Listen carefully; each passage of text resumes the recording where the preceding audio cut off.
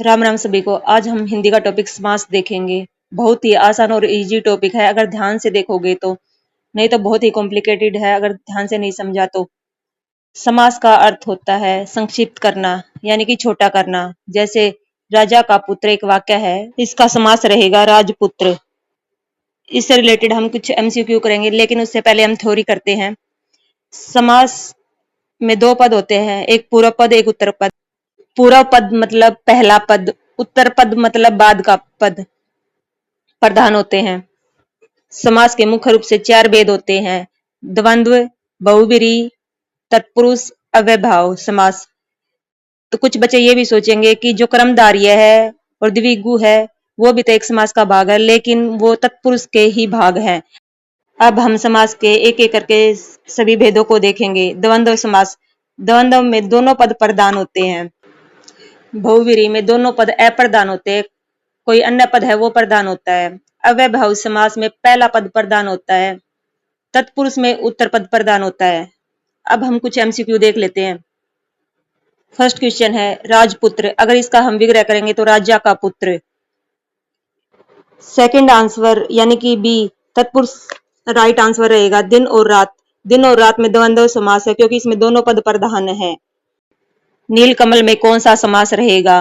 कर्मधारय। जहां पर विशेषण और विशेष्य की बात की जाए वहां पर कर्मधारय समास होता है।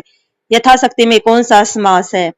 यथाशक्ति में यथा लगा हुआ है पहले जो अव्यय है, तो इसीलिए ये अव्ययभावी समास होगा। यथा से हम बहुत सारे शब्द बना सकते हैं।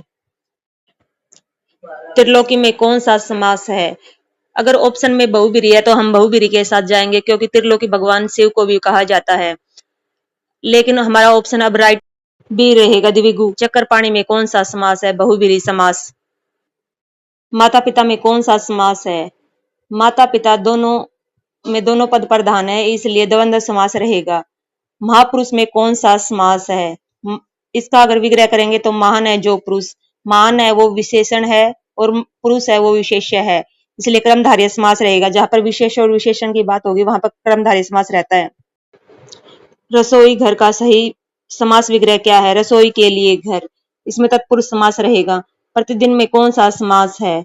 प्रति लगाकर हम बहुत सारे शब्द बना सकते हैं। प्रति एक अव्यय है इसलिए अव्ययभाव समास रहेगा। गजानन का क्या अर्थ है? हाथी जैसे मुख वाला। दशानन में कौन सा समास है? अगर हमारे ऑप्शन में बहुब्रीहि रहता तो हम बहुब्रीहि पर जाते, लेकिन बहुब्रीहि नहीं है तो हम द्विगु पे जाएंगे क्योंकि दशानन में 10 आया हुआ है जो संख्या है, इसलिए द्विगु राइट ऑप्शन रहेगा। लंबोदर में कौन सा समास है? बहुब्रीहि। अगर हम इसका विच्छेद करेंगे तो लंबा है उधर जिसका, यानी कि भगवान श्री गणेश की बात की गई है। आज्ञा पालन में कौन सा समास रहेगा? तत्पुरुष। देशभक्ति का समास विग्रह क्या है? देश के प्रति भक्ति, अर्थात तत्पुरुष समास है। राष्ट्रपति में कौन सा समास है? तत्पुरुष समास। अगर ये विग्रह देखेंगे तो राष्ट्र का पति अर्थात राष्ट्र का स्वामी, तत्पुरुष समास सही आंसर रहेगा। सुख दुख में कौन सा समास है? द्वंद्व समास, क्योंकि दोनों पद प्रधान है, सुख और दुख दोनों ही। पीताम्बर में कौन सा समास है? कर्मधारय। रात दिन में कौन सा सही समास है? द्वंद्व, क्योंकि दोनों पद प्रधान है। नवरात्र में कौन सा समास है? नवरात्र में नव दिया हुआ है पहले जो संख्या है, और संख्या द्विगु समास में ही आती है, इसलिए द्विगु समास हमारा राइट ऑप्शन ए रहेगा। वनवास का समास विग्रह क्या है? वन में वास, समास रहेगा तत्पुरुष समास। धर्म ग्रंथ में कौन सा समास है? तत्पुरुष। अगर विग्रह करेंगे तो धर्म का ग्रंथ। चतुर्भुज में कौन सा समास है? बहुब्रीहि, क्योंकि इसमें कोई अन्य पद प्रधान है। आजीवन में कौन सा समास है? आ अव्यय लगा हुआ है, इसलिए आ से बहुत सारे शब्द बनाए जा सकते हैं, इसलिए अव्ययभावी समास ऑप्शन ए सही रहेगा। कर्म भूमि का समास विग्रह क्या है? कर्म की भूमि। समास हमारा तत्पुरुष समास रहेगा। महादेव में कौन सा समास है? कर्मधारय। महान है जो देव, इसमें महान है वो विशेषण है और देव है वो विशेष्य है।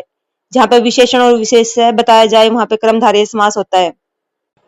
पाप पुण्य में कौन सा समास है? द्वंद्व समास। 10 भुजा में कौन सा समास है? बहुब्रीहि समास।